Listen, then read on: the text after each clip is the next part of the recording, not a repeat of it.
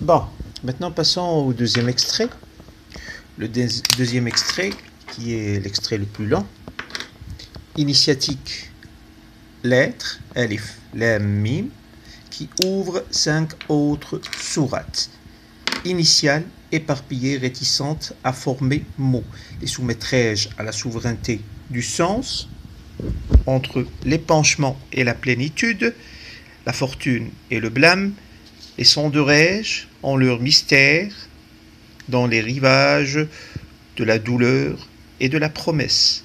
L'alif, lauréat, se dresse debout. Il est celui qui subsiste et englobe. Il est celui qui subsiste et englobe. Il projette son ombre droit sur les signes qui transcrivent la langue. De multiples points en lui bougent.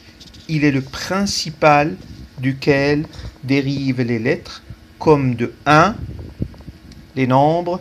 Il commande à l'alphabet de loger dans les 28 mentions lunaires. Le lam est la lettre de la proximité, de l'autonomie, de l'union et de la séparation. Décomposée, lam, elle contient et l'alif premier, elle contient et l'alif premier et le mime intégral. L'alif en position médiane est un pont entre le commencement et le parchèvement. Et là, nous avons deux niveaux de... dans le deuxième extrait, nous avons deux niveaux d'isotopie. Premier niveau ou premier genre d'isotopie, nous avons les textes sacrés. Alif, lam, mim. Alif, lam, mim.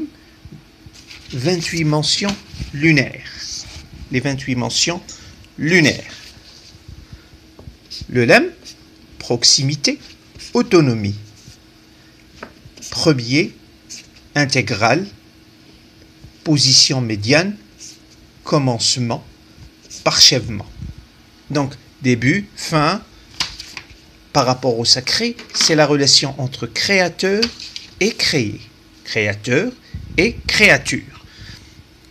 Alif, lam, mim, ce sont des textes coraniques, ce sont des lettres coraniques, donc c'est en relation avec le sacré, donc en relation avec quelque chose qui est pur. Mais ce qui est sacré est en contact avec ce qui est profane. Mention lunaire. La lune, c'est quelque chose de mystique. Ce n'est pas le sacré. C'est un intermédiaire entre le sacré et le profane. Donc, nous sommes en train de parler de position, proximité, autonomie, l'autonomie de la créature par rapport au créateur. Est-ce qu'elle est autonome? Est-ce qu'elle est dépendante? L'autonomie.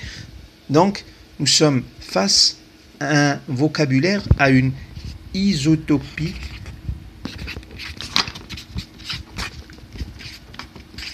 mystique.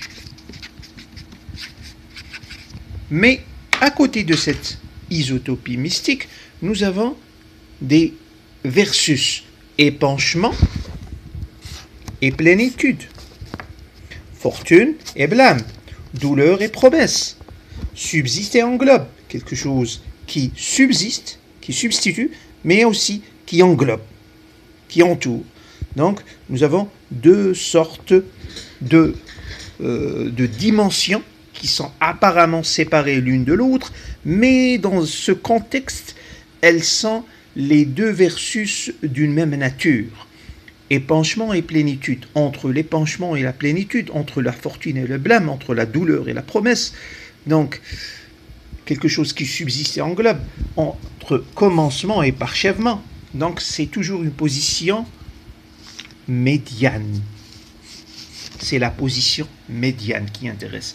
Donc, nous sommes face à une isotopie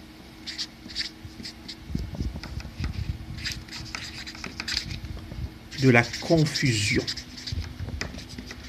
On va dire isotopie du paradoxe. Pardon, du paradoxe. Une isotopie du paradoxe. Pour la prochaine vidéo.